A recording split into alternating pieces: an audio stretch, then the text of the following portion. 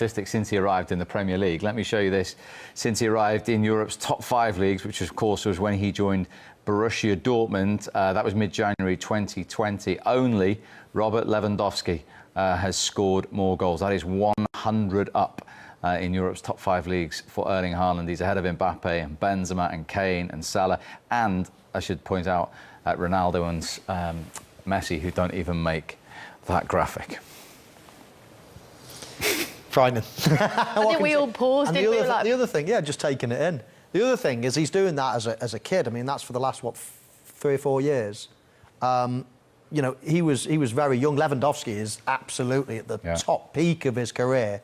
It just shows you what a good player Lewandowski is as well. But, you know, Haaland doing it at such a young age, God only knows what he's going to be doing in his late 20s. Absolutely. OK, let's get some reaction. Here at Turf Moor is Pep Guardiola. Well, Pep, starting again from zero, after all you achieved last season, what did you make of that as a first step up the next mountain? Yeah, really good. The first games are so important to see how is our vibes and our feelings, and come here, new promoted, it was just so tricky, difficult, and the quality, they didn't expect the defense with 5 in the back, but we found a goal in the first action that helped us. And after we struggled, we created problems ourselves, but there was a moment like Bernardo drop and Matteo drop, and we have to make a long possessions, and after the game was over. So that was the key of the game, when we attack with the fullbacks from outside and everyone inside to create the problems. So you said after going 1-0 up, you had a struggle, and you said you caused your own problems. What were you doing wrong? To do. Sloppiness when these guys have done these years is impossible to think about that. It's just to read what you have to do, and against man-to-man you cannot play to the player, to the closest one. You have to play more passes and play more direct, especially with Erling, and after the second half especially Eddie was magnificent to contact with Erling against man-to-man, and after we make more extra passes, and Phil and Julian and everyone was really good. So we don't often see it, but you know, we saw you making a point to Erling as you left the pitch at half-time. Tremendous second half, you said. But just the coaching point, what were you saying? What did you want more from him? He wants all the time ball to him, when man-to-man is, of course, when one, give me the balls away in behind and I'm going to do it. But when you have 2 minutes left or 3 minutes left, and Kovacic going behind and you lose the ball, and Rodri lose the ball, and Erling won that ball, and Bernardo was correct to don't give him that ball. In 2-3 minutes, nothing. So it's just wrong. one incident, really? It's not incident. It's a connection to do exactly what you have to do, but it's not absolutely any problem at all. So he scored 2 goals, and I think he's happy. I mean, the second goal in particular, we don't really need reminding, but he's lethal, isn't he? The assist from Julian was really good, and instead to shoot, he set perfectly in the right tempo, right foot, and after, you know how good is Erling in that position. How is Kevin De Bruyne limped off early in the game? Yeah, unfortunately he's injured again, and that is a problem. In the same position, I think he said to me, you know, he said to me in the final of the Champions League, and it's a pity we recover well, and now we lost him for a time, so we have to reflect and talk with the doctors, the physio, what happened with him. He has to be relaxed and recover and come back, because he was feeling really good, he was playing really good in the first minutes, so unfortunately he's injured again. Yeah. I know it's easy for me with hindsight, but do you look at that and think, we shouldn't have taken the chance with him? Kevin said even himself before the game, I was a bit surprised to start. Yeah, maybe, but when it happens in 50 minutes, can happen in injury when they're 60, 65, or 70, when the fatigue comes in the legs. But when you have 15 minutes injured, it's not about, no, you don't have a problem. So overall then, you said the vibes, the hunger, the things you were looking for from your players, all looks like it's still there? No doubt. So this group of guys are exceptional. So what they have done many years, and important to start away, and yeah, we did it. Well done. Thank you. Cheers, Pat. Very interesting indeed. The situation is the only negative of the night for Manchester City there. It is, and you know, the manager, the buck stops with him. He's got to take some blame for that. Yes, the medical team as well will be scratching their heads and thinking why. You know, it's the same area. There has to be still a small problem. It hadn't totally healed. I've been in that situation. I'd like to say I've been in that situation once or twice. I've probably been in that situation 15 or 16 times. And eventually you get to Kevin De Bruyne's age and you know your body better than anybody. And you have to say, as a player as well, Gaffer, I feel as though I'm not quite ready. And I had to say that at the end of my career, but I was probably like Kevin De Bruyne for the first 10 years of my career. Oh, yeah, I'll try it. Get injured again. It's a collective problem, that is, but it's a big problem. You know, one of the best players now is injured for a period of time. And, you know, you can't just accept that, oh, that's fine, that just happens. No, that's a reoccurrence. That should definitely be avoided. You never go into a game. And this intensity, I haven't played 20-odd minutes in pre-season. And then it goes again after, you know, a short period of time. It's a big mistake, and they're going to pay for it. One of the most durable characters of the treble win was Rodri. He got the important goal, of course, in the Champions League final. For the first time in his career, he assisted and scored in a league game tonight.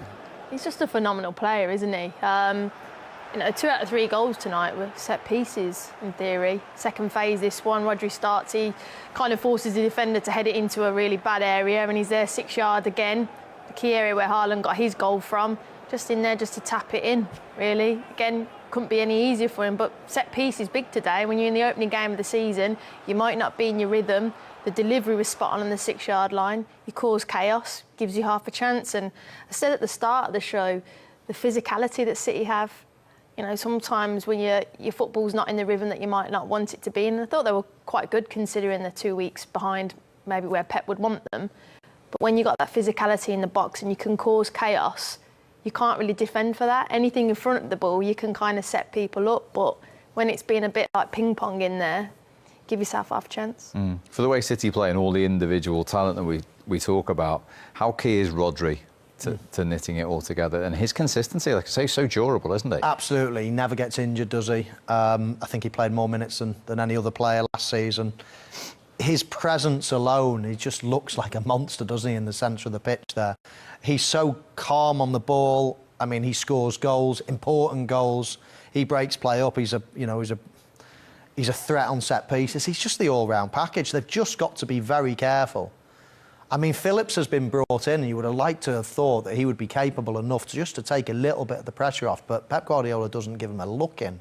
He plays Rodri every single minute of every single game. And, you know, whether he's, you know, capable of doing that for years and years and years remains to be seen. But you'd like to think there'd be a bit of rotation and give him a break. In fact, he's been, you know, on record in recent days saying, you know, I can't do what I did last season every season. Rather like De Bruyne almost saying before the game, I'm not sure if I'm really ready here. So that'll be interesting to see if Pep Guardiola rotates him. But he's so good, he's almost irreplaceable. No, I couldn't agree. And even going back to Calvin Phillips, Kovacic is in ahead of him now as well. But, yeah, it's just that consistency, that reliable. And you see all the teams in the Premier League try and find that number 6, that holding midfielder. You see Caicedo's linked everywhere. Liverpool want one, Chelsea want one. That position is one of the most influential positions in football. Might not take all the headlines, although we scored today. But you take that player away, you take that position away, and it effectively crumble. You know, they're so key to winning things. And Rodri in particular. And when he's quite sure, you know, I thought a little bit slow to get going. Is he mobile enough? And he's just gone from strength to strength. And he's Mr. Reliable for Manchester City and irreplaceable.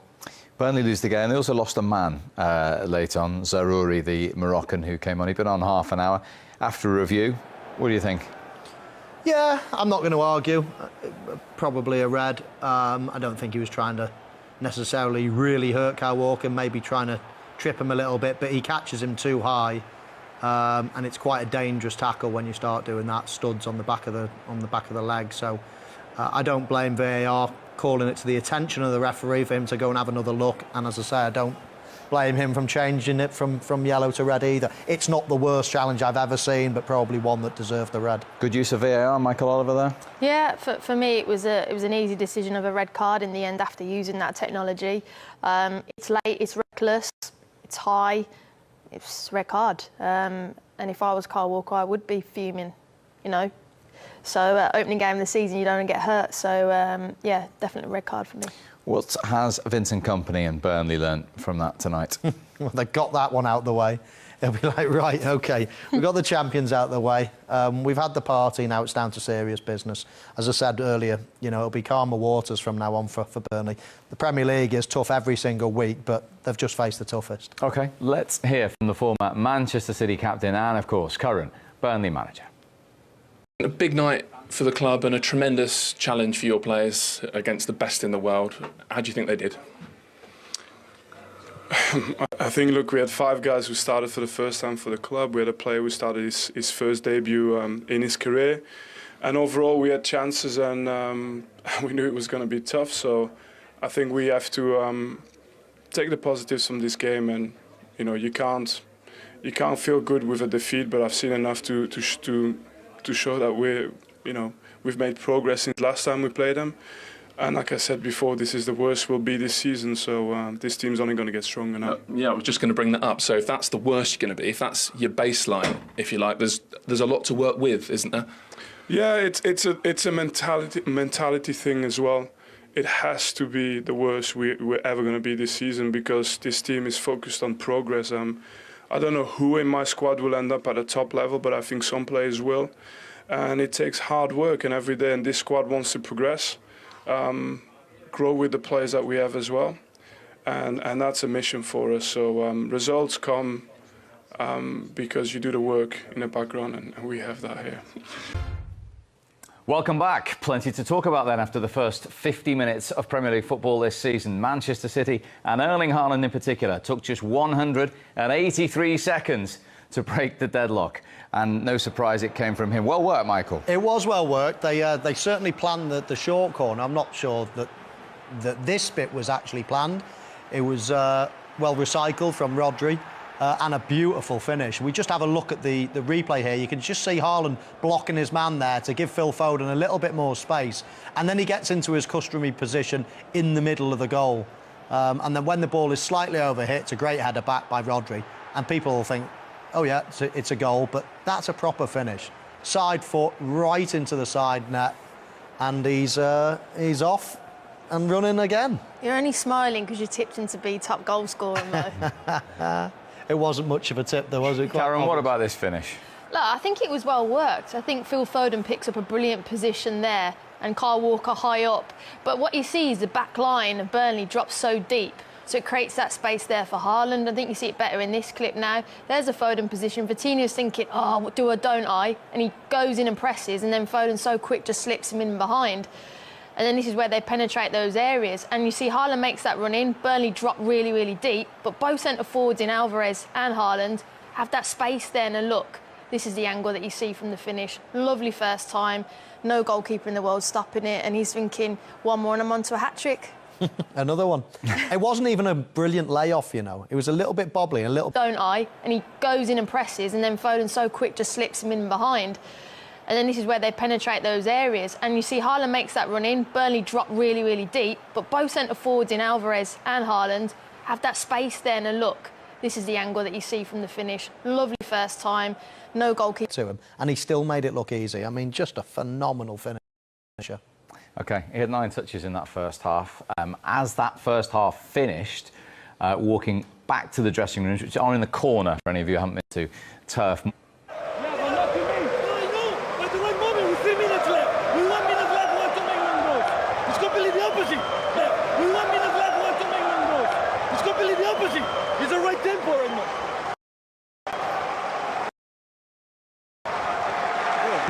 Yeah, he thinks that he can get in again and score his hat-trick. Yeah, he thinks that he can get in again and score his hat-trick. And we're trying to listen to what Pep Guardiola tempo anymore during those last minutes. They're keeping the ball, and whereas Haaland, as a centre-forward, it's goals, goals, goals. That's constantly what you're thinking. So it doesn't matter whether there's 1 minute left or there's 1 minute gone. You're constantly looking to penetrate, constantly looking to score. So Pep Guardiola was, I think, calming him down because he was having a little bit of a pop at Bernardo for not releasing him.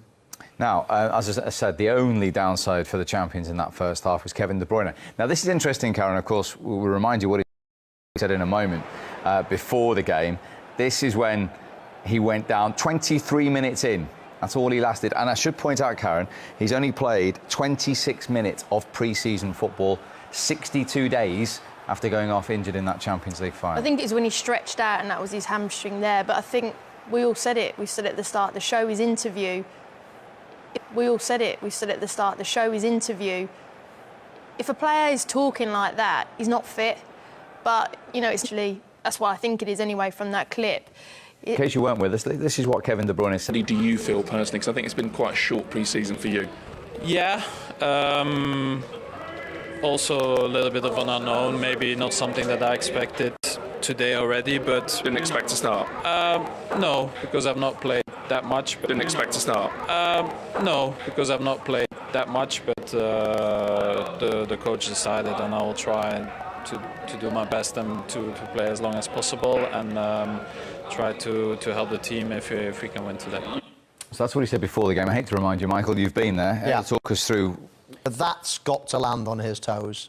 You can't... How many minutes in pre-season? 26 minutes of pre-season. 26 minutes, and you're playing him in a Premier League game from the start. I mean, medical staff, straight away, need to be a bit of an investigation there. And then Pep Guardiola playing him after, you know, that's such a short period of time. You have to... I mean, he has to... He's the manager of the club. He has to take responsibility there. That's their best player, second best player, one of the best players in the world, out for a serious amount of time again with the same injury, out for a serious amount of time again with the same injury, a reoccurrence. There's no excuses for that. OK, so that was a negative. Everything else for City?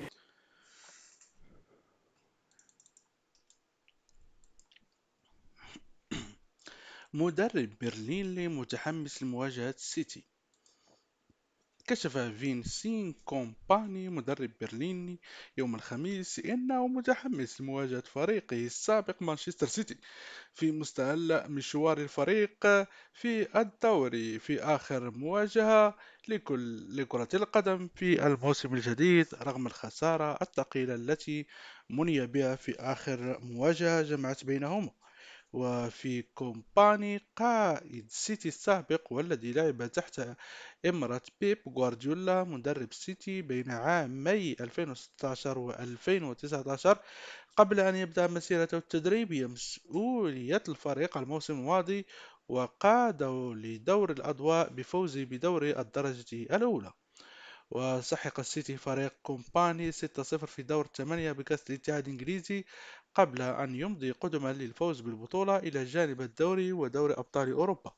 وقال كومباني في مؤتمر صحفي عشية استضافة السيتي يوم الجمعة: نواجه منافسا جيدا جدا، فريق مليء بالناس واللاعبين الذين أعرفهم، إنه التحدي الأفضل الذي يمكنك أن تتمناه. أريد أن يقبل اللاعبون على التحدي وآمل أن يتمكن المشجعون من ذلك أيضا. وأبدى المدرب البلجيكي أمله في إبرام صفقة ضم اللاعب منتخب إنجلترا للشباب تحت عام آرون رامسي من أستون فيلا قريبا. وذكرت التقارير الإخبارية أن النادي الصاعد حديثا لدور الأضواء سيدفع ما يصل إلى 12 مليون جنيه استرليني للتعاقد مع لاعب الوسط البالغ عمره 20 عاما. وقال كومباني: لم يصبح لاعبا في صفوفنا بعد، لكن آمل أن ينضم إلينا قريبا.